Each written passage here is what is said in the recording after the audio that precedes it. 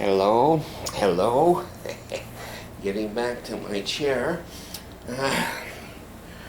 This is Sir David the Bard, and it's cockroach disability. I'm going to put this video on both of my websites. You're going to find me today a little bit more serious, which I never am. But this morning I woke up and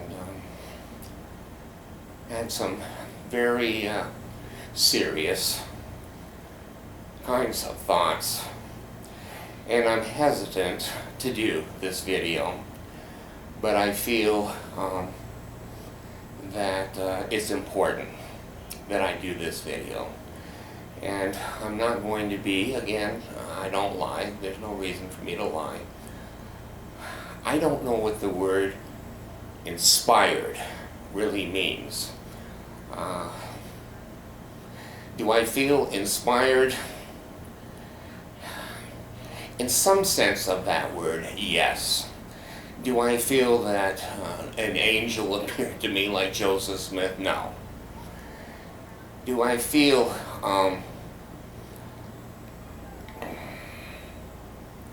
obligated? Yeah, I do feel obligated.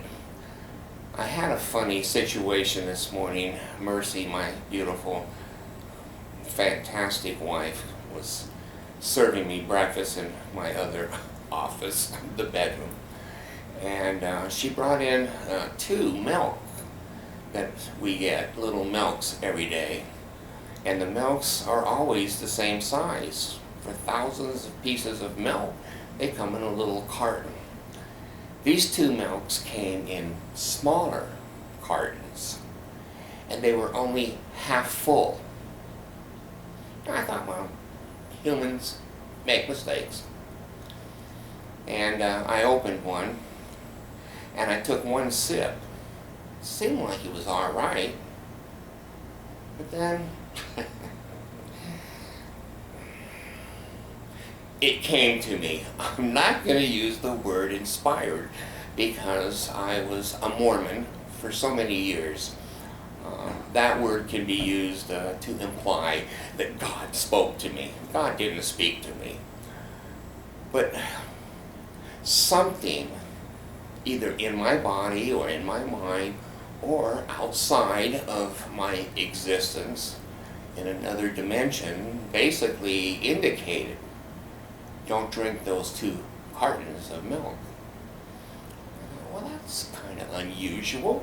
It seems like good. It came in a sealed container, and one sip tasted okay, and I'm not one to throw fresh milk away.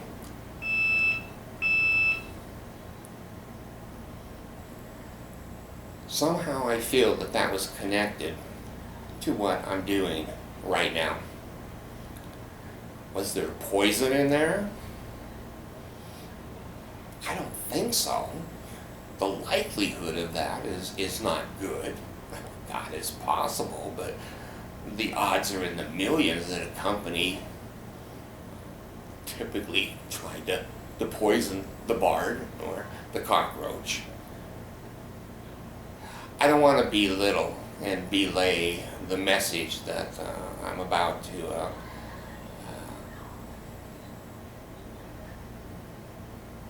I don't want to use the word reveal. That's a Mormon word. I'm not going to use that word. That I'm going to put out as some possibility. Anyway, here's the subject. And to me, it's an important subject. I'm reminded of the life of Christ. When Christ was a baby, he didn't come out of his mother's womb and sing, I am Jesus Christ, the Savior of the world. I'm going to be crucified and resurrected. He didn't say that as a baby. when he was 12 years old, the Bible was indicating that he did not tell his parents where he was going, and he went to the temple, and there the Bible says he whipped the money changers because they were polluting and desecrating the temple. The Urantia book makes that much more clear. Yes, he did use a whip, but he didn't hit any human beings. He did not punish the humans. All he did was open the cages of the animals, and then he used the whip gently to drive the animals out so they'd be safe.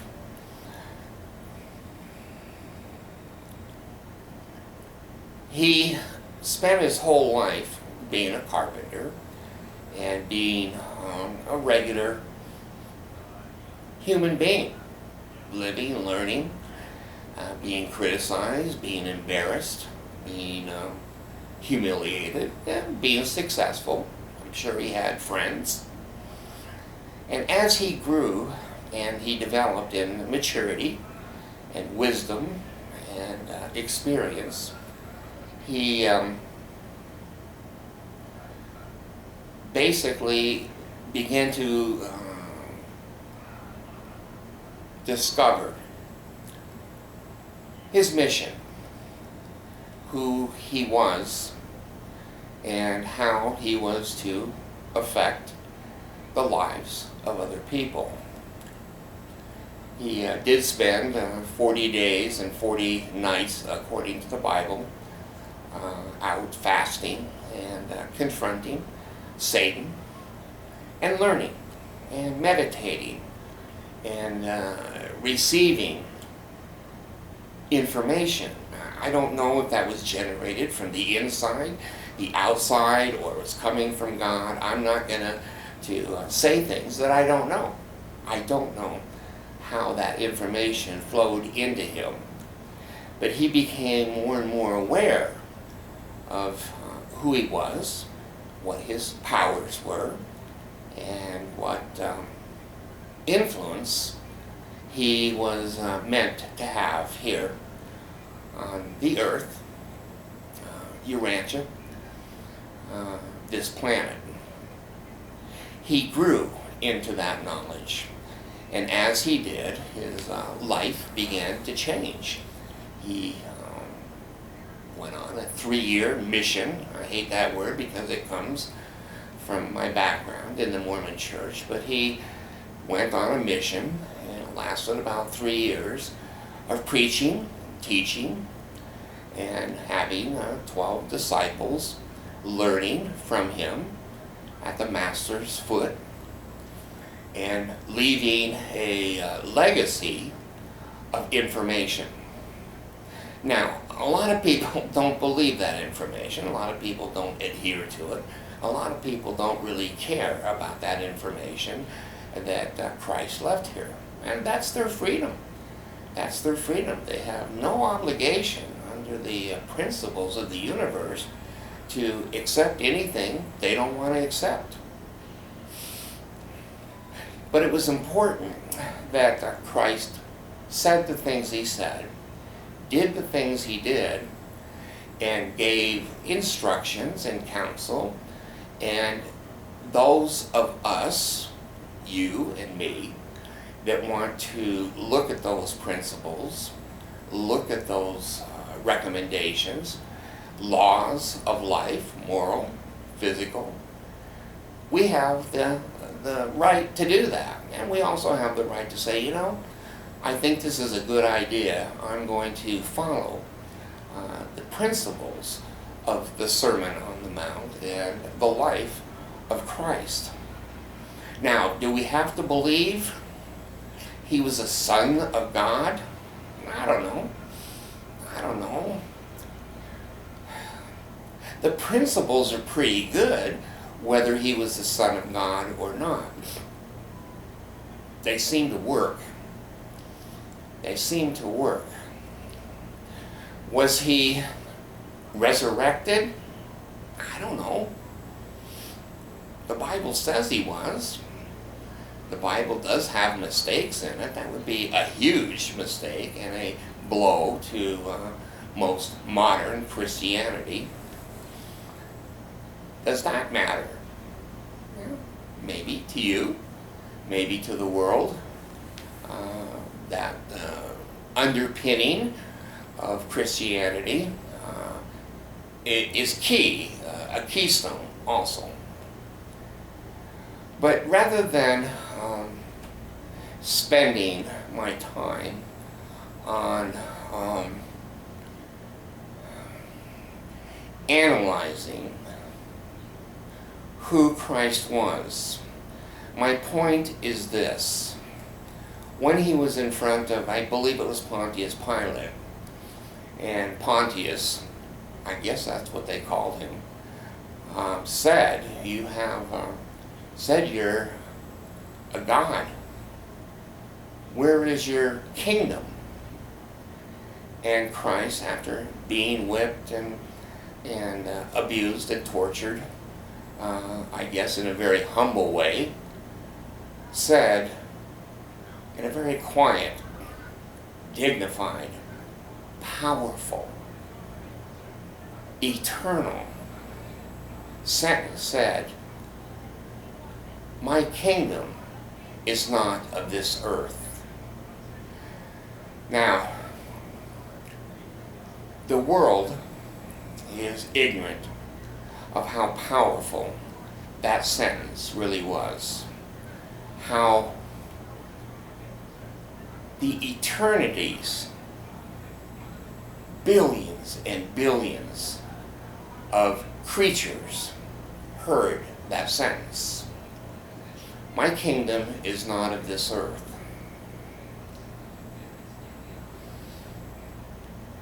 Christ knew who he was. The rest of the world mostly did not know. And he was only allowed to reveal up to a certain point and limit. Evolution of information has to be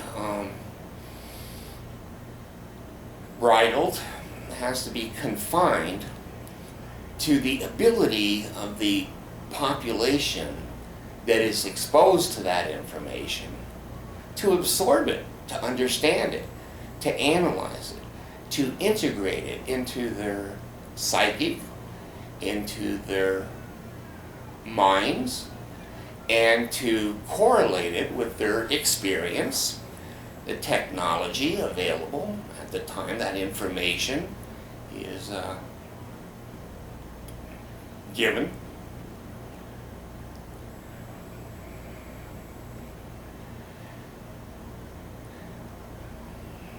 Yeah, I'm being quiet, and yeah, I'm thinking, because here's what I want to discuss. There are sayings on this planet. I'm only human. Humans make mistakes. Everybody's human. The last sentence is not correct. Everybody is not human. What is correct is we're all in human bodies. That's a correct statement.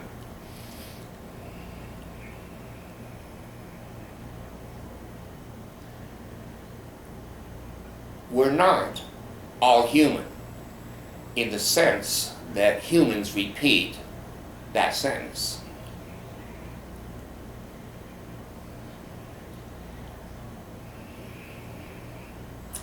There are many, many species of creatures. Whether you think God made all those creatures or they evolved naturally is irrelevant. That's totally irrelevant. Facts are facts. Truth is very different than facts.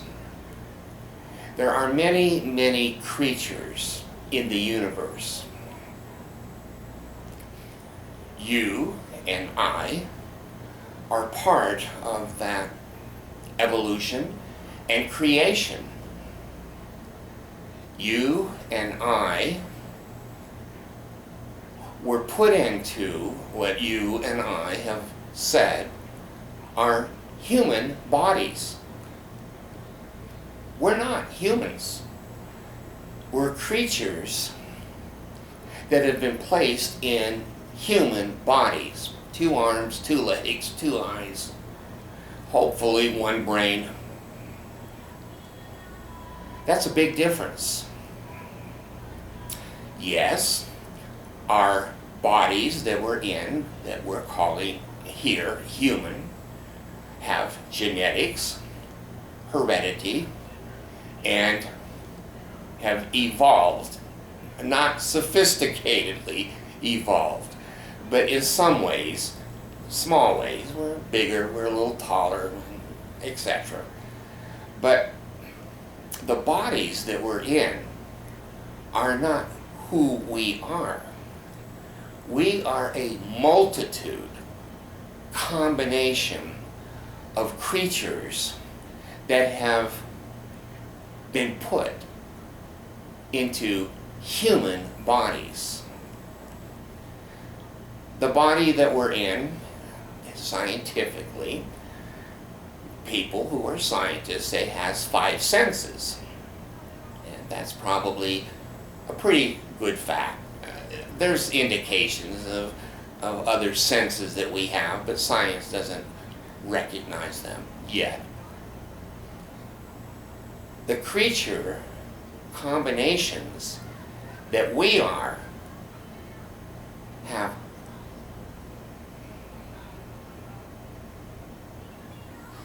thousands of senses, sensory input. Not 5 senses, thousands of senses. We're not able to use all those senses because we're in, right now, a human body, which only allows us to use 6 or 5 senses. I say 6. Anyway, the facts are that we're different creations. We use the words here on Earth, modern science, cultures. That's going to be close to the concept that I'm speaking of. Some of us are very, very different, coming from experiences and backgrounds and information that is very different than our fellow human beings. That's why we see such a variety in human bodies. We see some that are very, very smart. We see some that are very, very dumb. We see some that are extremely, brilliantly creative.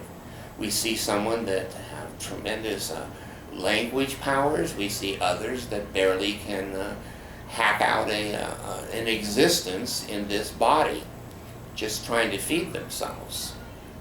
The very differences of the human race, the human experience, is caused by the creatures that are put in human bodies. We're all very different from very different times, experience, sensory input, wisdom, knowledge, and development and evolution.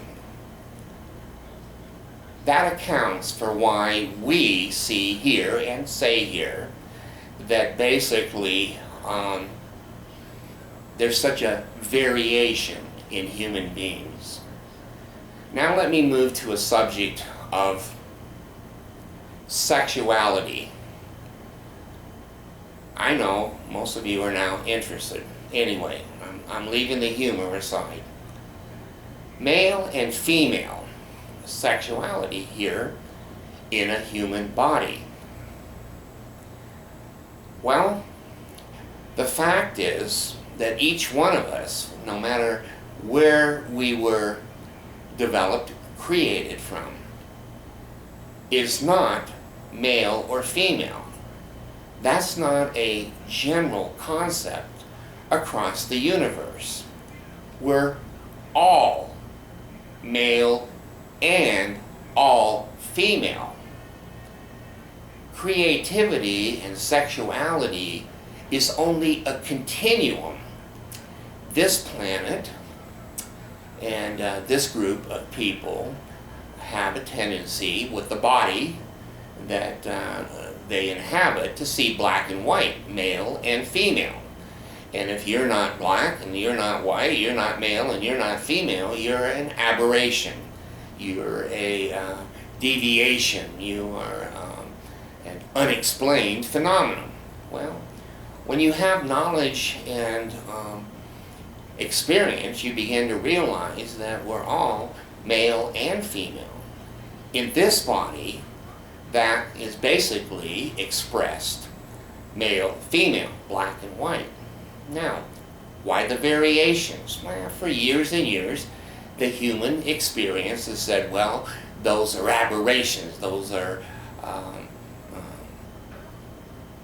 variances that are mistakes, they shouldn't be there. I'm sorry, but the facts are that's not true. Those variations are part of the creatures that we truly are, and the reasons and the explanation for seeing lesbians, gay men, and transgender men and women, and the reason that we see the variations of sexuality is because that's what sexuality really is, a variation. And humans like to categorize and build pyramids and foundations, and again, the truth, people who believe the truth usually live in a bubble world of accepting only people who believe like them and people who have the same backgrounds, same belief system. The fact is, the creatures that we are, no matter what creature, we're not a group of creatures put into human bodies. We're not one group. We're several, I don't know, could be hundreds of groups of different. Now, some of us are categorized and clustered. Some of us are clustered that we're not the only one. Perhaps we could be the only one of our creature. But the likelihood is that there's other creatures, and you're going to call them, and you've heard them called, soulmates. Humans recognize that, soulmates. Humans also recognize in their vocabulary déjà vu.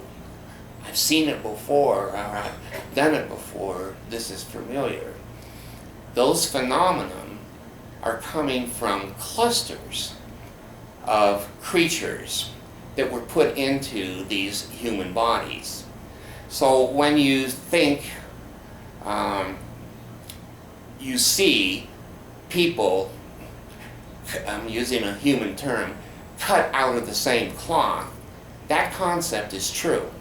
There can be clusters, small and even large clusters of similar creatures put into human bodies. Again, that's why you see different languages, different skin colors, different sizes, different characteristics of the human body and experience. So the sexuality is extremely important, because when humans see things that are different, unusual,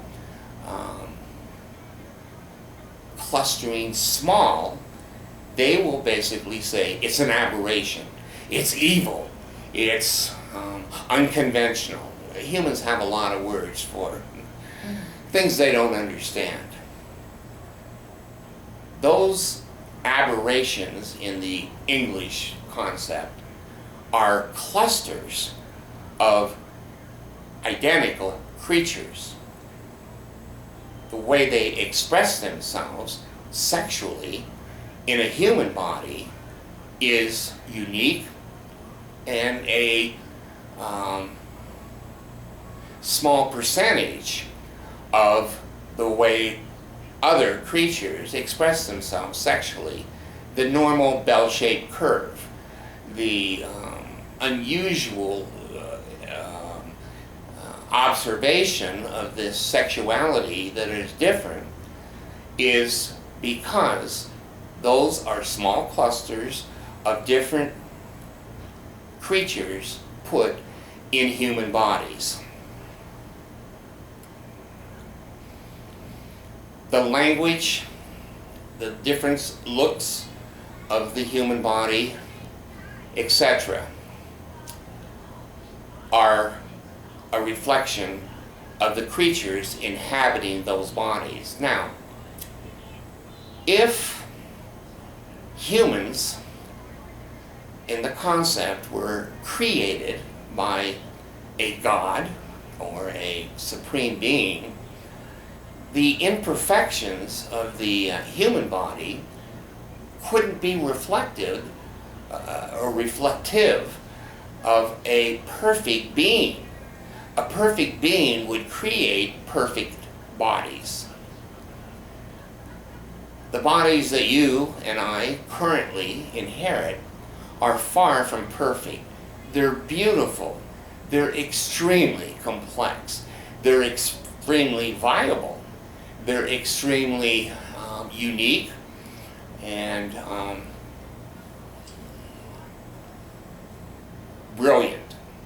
brilliant bodies.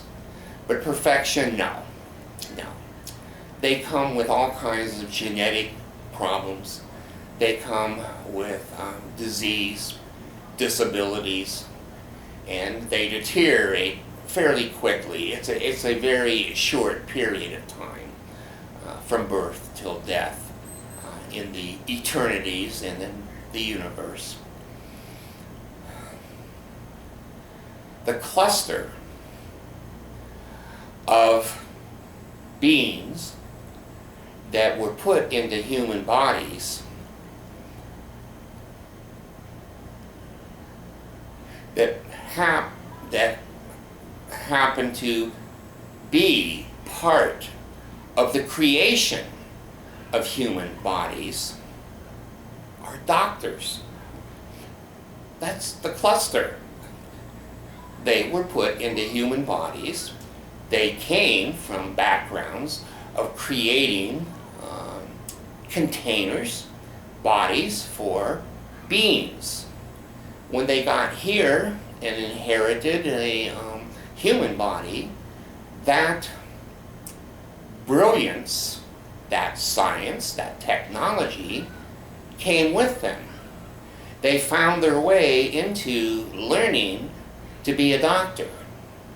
When they were born, they didn't know they were going to be a doctor, but they, like Christ, grew into that knowledge and that experience, and they sought that out as a creature in a human body. They like to work on the body. They like to and have talent and skills for medications and how they affect, and the blood systems, and the brain, and the nerves, and the muscles, and the entire system of a human body. There is a slight experience that you can integrate into this conversation, that the reason doctors are kind of cut out of the same cloth is the creature that they're inheriting the human body. They came from the same background. Now, you're going to see that clustering in the human body in many other areas. One of the reasons that we see in the human experience, in human body, persons, mostly in the male gender of the human body, but it can be in the female too, is serious evil, crime. Again, these are clusters of creatures that have inherited human bodies. When you and I hear child molestation, torture, mass murders, when we hear all the evil that some human beings can do, you're seeing another cluster of creatures that inherited the human body. They all basically do what doctors do. Doctors like creating containers. The criminals like destroying containers.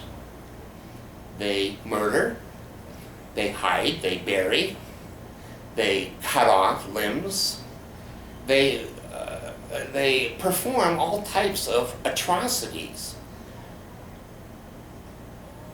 The human beings say, I can't believe what they do. I can't understand. And that's going to be a true statement. Once you know that is a cluster coming from another existence that just happened to be not just coincidental, that are inheriting human bodies for experience, they're evil. Will they ever change? They could. Is there a probability? No. Is there a possibility? Yes. Everything is flexible in the universe. There's no one way, one thing. Everything is able to move and adapt, inherit, etc. Now, the other thing you see medically are nurses.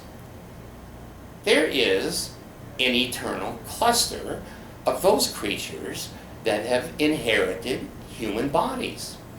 They kind of act the same in their physical experience as a human. We use the word in human, compassionate, empathetic. That is a cluster, and it clusters sexually on the female end of the continuum. Certainly, there's male nurses, and there's good male nurses, but the cluster generally is focused towards the female end of sexuality. Another cluster that you have witnessed are attorneys. As you know, Christ didn't have a lot of admiration and some trepidation of people who were attorneys. Again, you see a sexual clustering. Most attorneys are male. They fall on the male end of the spectrum of sexuality.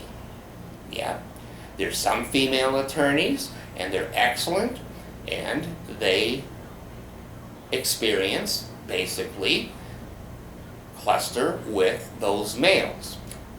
Probably, we could say, high intelligence, ability to analyze, ability to see both sides of all situations, and the talent and the ability to prosecute or defend principles on either side of one issue. The truth is irrelevant. Those creatures cluster and find their ways to be attorneys. We experience them as, in a human sense, a little standoffish and unusual, and sometimes as advocates to help us navigate the world of human experience. That's also a great talent, just like the nurses, just like the doctors, and a talent, but not a great talent or a positive talent, of the criminal element of creatures that are here. I could go on, but I'm not going to. I have made a point of indicating that we are not all human. We all inherit and are contained in a human container. We call it a body here in English.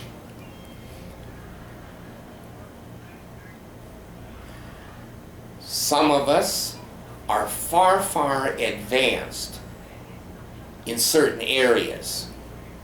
Some of us are very retarded in certain areas. Our experience and our backgrounds and our creation is exhibited in the human body very, very differently. The human body is not anywhere near as complex as the bodies that inherited the bodies of humans. The bodies that inherited humans are extremely ancient and extremely knowledgeable in certain areas. But once they inherit a human body, there's going to be deficits that the human body basically demonstrates and illustrates.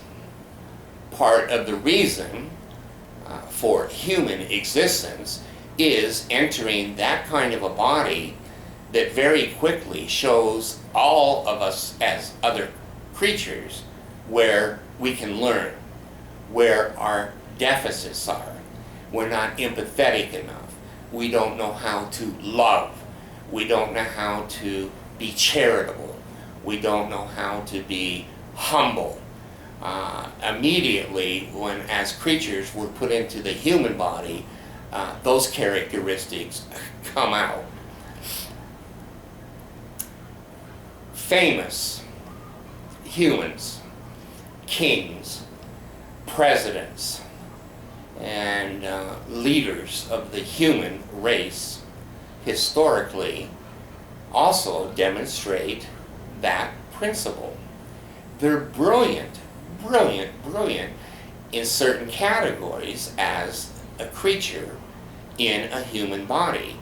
However, the human experience shows them lacking morality, lacking good judgment, lacking honesty, integrity, and other assets that were purposely put into human bodies to exhibit how we could learn and how we could expand and how we could gain more power and more knowledge about who we want to be and who we really are. So, you are going to, and I have seen, many, many brilliant other creatures in human bodies in their specialty, which can be Renaissance. They can be very, very talented across our sciences and technology, etc. But every one of us came to learn our deficits, to try to exhibit that we have more to learn. And as those creatures, we have a choice. We can take our deficits shown by our human existence and improve and learn and develop and to bring more power and knowledge and wisdom into our creation. But we can also be resistant. We can also say, well, I'm only human. It's not true. Humans make mistakes. Some do. A mistake is knowing but still doing wrong. All humans make poor judgments. Nothing wrong with that. That is part of the reason we're in a human body, is to learn knowledge and experience around us and then apply it. So all of us are going to make poor judgments because we don't have all the information. Some of us will actually make poor judgments even when we have all the information. We're just deficit in integrity, intelligence, and honesty, transparency, and we deny and say, I made a mistake. All humans make mistakes. That's a phrase that the human evolution population uses to make excuses and to deflect and defer their growth and development. And it works pretty good in the human body. Some will come out of this existence, go to the grave, and pass on, and they will have tremendous knowledge and experience that they didn't have because they inherited and lived in a human body. There's going to be others that if you do a overall autopsy on, they're going to find that they did not learn very much, that they spent most of their human experience denying, deflecting, running, hiding, and living in fear. Humans will live in fear when they are powerless because of their knowledge base.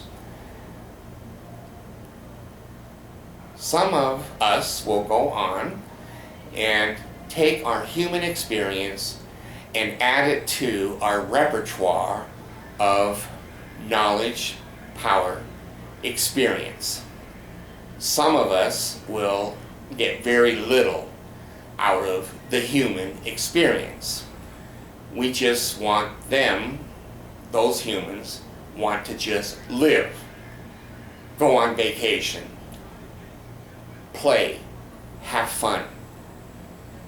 Certainly, there has to be a balance in a human body. We certainly need to sometimes have a vacation, a break, an experience to decompose and to meditate and to evaluate where we are, where we want to be, where are we going. So those are normal parts of human experience. Now, let me move to this subject. The human beings sleeping. If the body that we all have been put into was as sophisticated and as advanced as the bodies we brought to the physical, and as advanced to the bodies we'll have upon death, they wouldn't need to sleep 8, 9, 10 hours in a 24-hour cycle. That's a very serious deficit to this human body. That experience is not unheard of, but extremely unusual in the universe. Most creatures don't have to spend a third of their life, babies, sleeping and trying to regenerate the container that they're in. That is part of the human body. If it was perfect, it would be like other bodies and would not, need to rehabilitate, rest, and recondition itself to bring in sensory input for the next part of 24 hours. Other bodies that are here inheriting human existence, and when we leave, will not be sleeping and regenerating. They self-regenerate all the time throughout eternity. So, this experience of the human body, the emotions, the fears, the love, the sexuality, how we fit into the continuum of sexuality, how our intelligence integrates, how it clusters with other creatures that are similar, all are experienced in the human existence and exposed in the human existence. Whatever my deficits are and your deficits are, it's going to show in the human body. That may be why it cannot regenerate constantly. That may be why it has to rest so long and regenerate, because the energy that is being exchanged and the information that is being exchanged so much between us, our creation, and our human bodies takes such a toll on the physical part of being a human.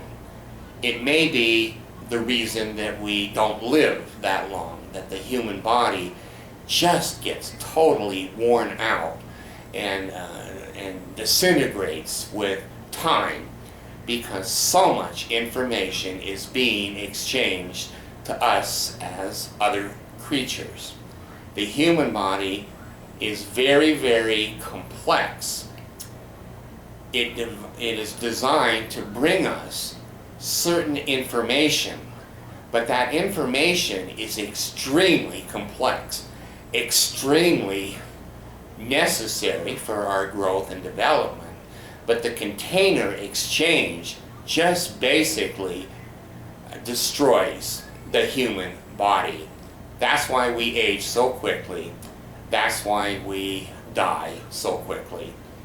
And that's why we sleep so long in this body, because it needs that regeneration to go into the next period of teaching and bringing information to us.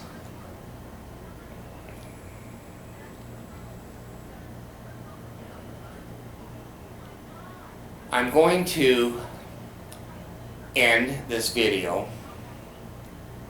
I probably won't do another video.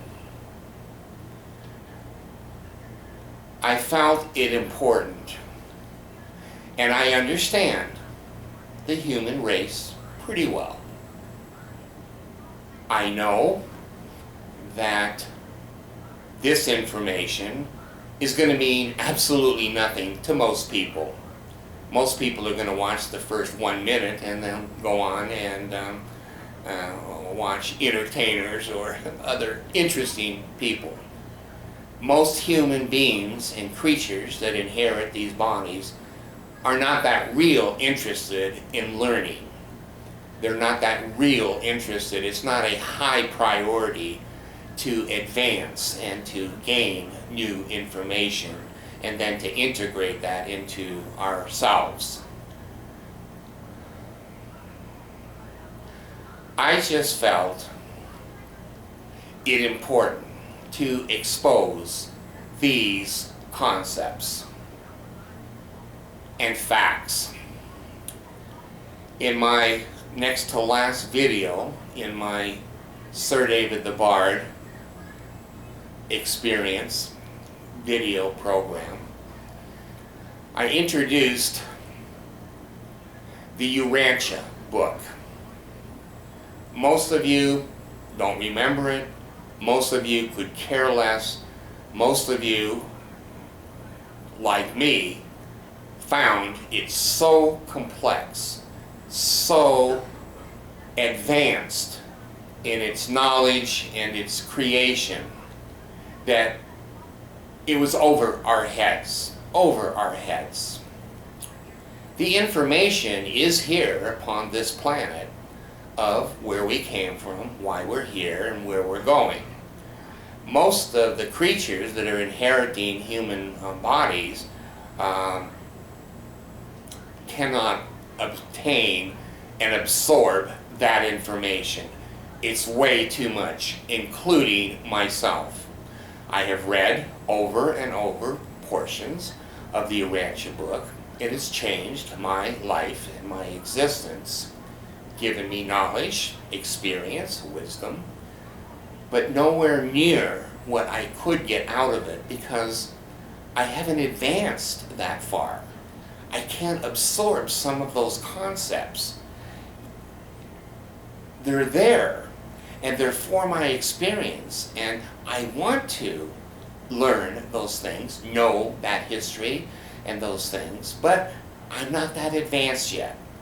If I continue to try to absorb, think, meditate, and my body now is 75 years, which is a time calculation of humans, years old. It's been a short time for me to be here in a human body. I've learned an awful lot, I'm so thankful that I had the experience to be inside of a human container for so long. My container now is, overweight, has computer